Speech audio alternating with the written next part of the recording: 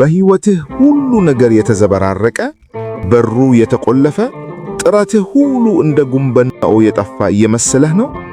ስማኝ ወዳጄ፣ ይሄ በአጋጣሚ የሆነ ነገር አይደለም። ነፍስህ ዳግም በመታደስ ለመነሳት ወይም ሪሴት ለማድረግ እየጮኸች ነው።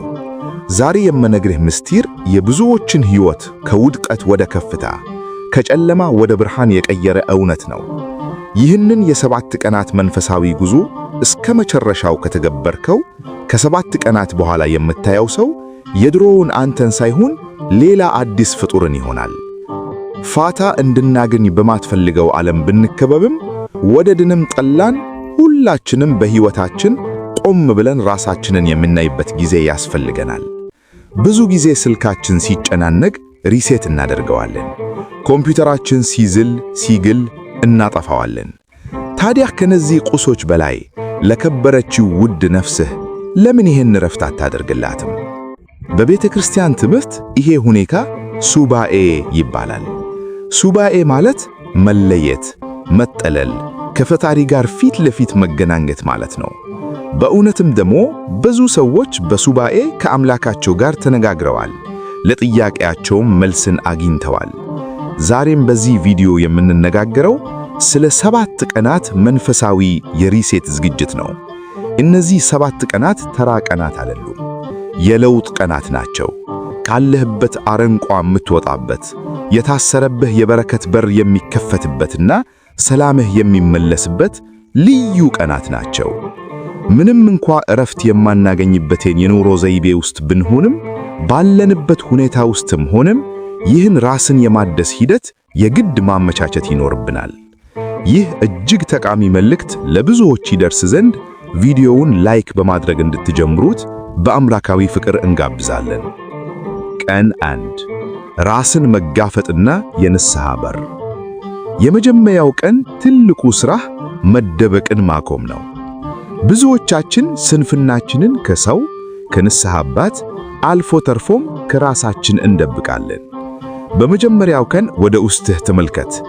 እኔ ማን ነኝ? የት ነው ያለሁት? የትስ ነው መድረስ የምፈልገው ብለህ ራስህን ጠይቅ። መንፈሳዊ አባቶች እንደሚነግሩን ንስሐ ማለት በሰራሁት ሥራ አዝናለሁ ማለት ብቻ አይደለም፣ አቅጣጫን መቀየርም ጭምር እንጂ። በዚህ የመጀመሪያ ቀን ላለፉት ውድቀቶችህ ፈጣሪን ይቅርታ ጠይቅ። ቂም ያዝክባቸውን ሰዎች ዝርዝር አውጣ። በውስጥህ ያለው የከረረ ጥላቻና ቂም ካልተፈታ እግዚአብሔር ወደ አንተ የሚልክልህ ጸጋ በበሩ አያልፍም። አንድ እውነተኛ ታሪክ ላካፍላችሁ። አንድ ሰው ነበር። በንግድ ሕይወቱ እጅግ ስኬታማ የነበረ ቢሆንም በአንድ ወቅት ግን ሳያስበው ሁሉ ነገር አመለጠው። ንብረቱ ተሸጠ፣ ቤተሰቡ ተበተነ። ሰውየው በቃ ተረግሜያለሁ ብሎ ተስፋ ቆረጠ። ነገር ግን በአንድ ወቅት ለ7 ቀን ብቻ ራሱን ለይቶ መንፈሳዊ ሱባኤ ገባ። በመጀመሪያው ቀን ያገኘው እውነት ግን ያስደነግጥ ነበር። በንግድ ሥራው መጀመሪያ ላይ አንድን ምስኪን ሰው በግፍ አፈናቅሎ እንደነበር አስታወሰ። ያንን ሰው ፈልጎ ይቅርታ ጠየቀ። ንስሐ ገብቶ በአንደኛው ቀን ስሬት አገኘ። ከዚያ በኋላ ነው በሩ የተከፈተለት። መታደስ ወይም ሪሴት የሚጀምረው ከራስ ማንነት ጋር ሰላም በመፍጠር ነው።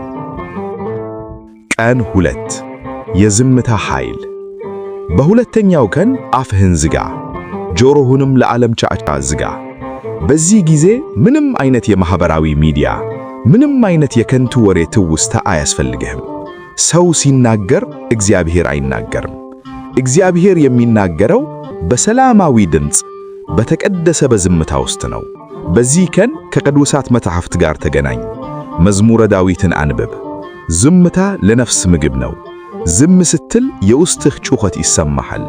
ዝም ስትል የሚረብሹ ሐሳቦች ተራ በተራ ይመጣሉ። ያኔ አትፍራቸው። ዝም ብለህ በጸጥታ ውስጥ ሆነህ ወደ ፈጣሪህ አልቅስ።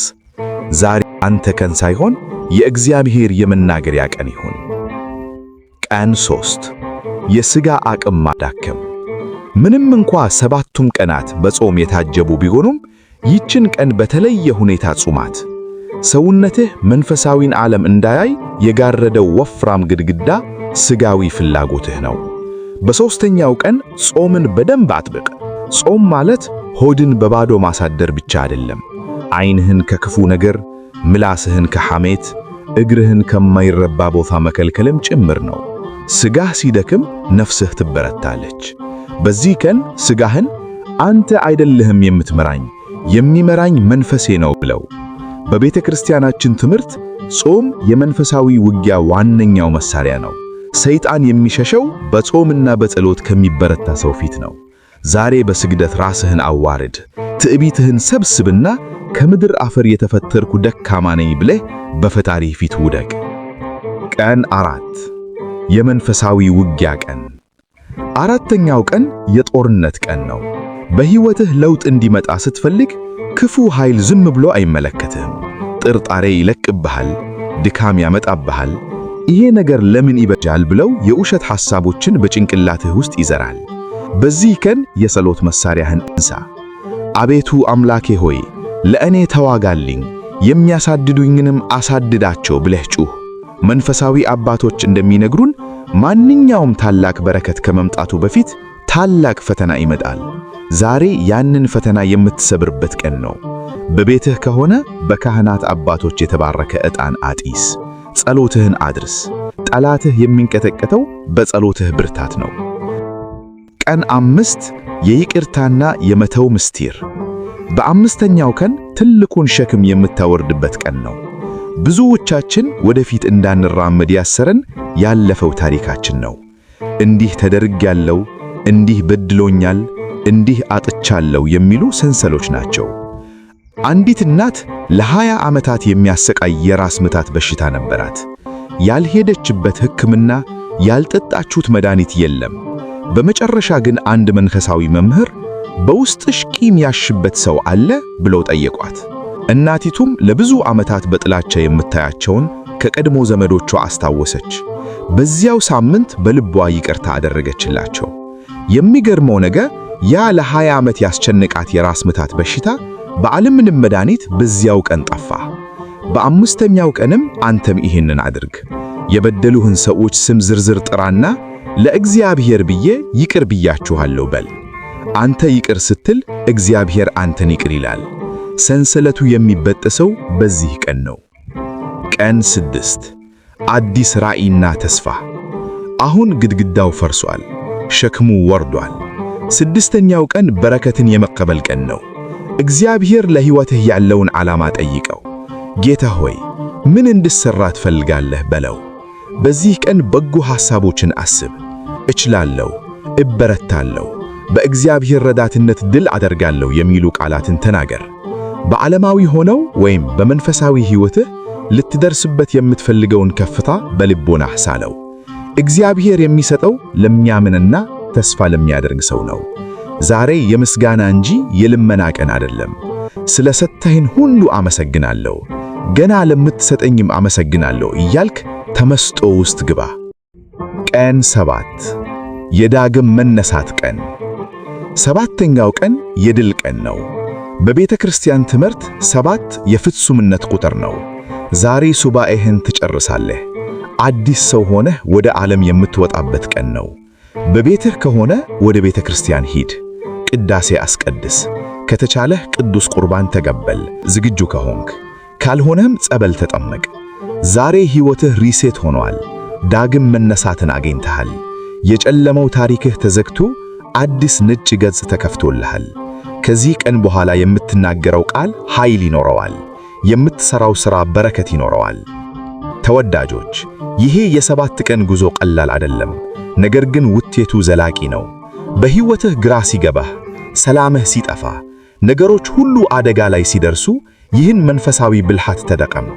እግዚአብሔር በዝምታ ውስጥ ይናገራል፣ በጾምህ ውስጥ ይፈውስሃል፣ በጸሎትህ ውስጥ መንገዱን ያሳያሃል።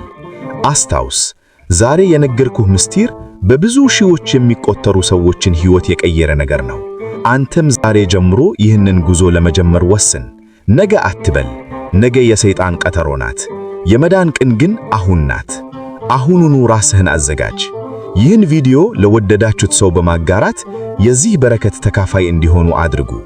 ለሕይወታችሁ የሚጠቅሙ ሌሎች መንፈሳዊና ስነ ልቦናዊ ምክሮች ለማግኘት ይህንን ቻናል ሰብስክራይብ ማድረግንም አትርሱ። አቤቱ አምላካችን ልዑል እግዚአብሔር ሆይ በዚህ ጉዞ ላይ የተጓዝኑ ልጆችህ በጸጋህ አጽናን። የተሰበረውን ልብ ቅና፣ የጨለመውን መንገድ በብርሃንህ አብራ። ከዛሬ ጀምሮ ሕይወታችን ለክብርህ ይሁን። ምስጋና ይሁን አንድ አምላክ ለሚሆን ለአብ ለወልድ ለመንፈስ ቅዱስ ዛሬም ዘወትርም ለዘለዓለሙም አሜን።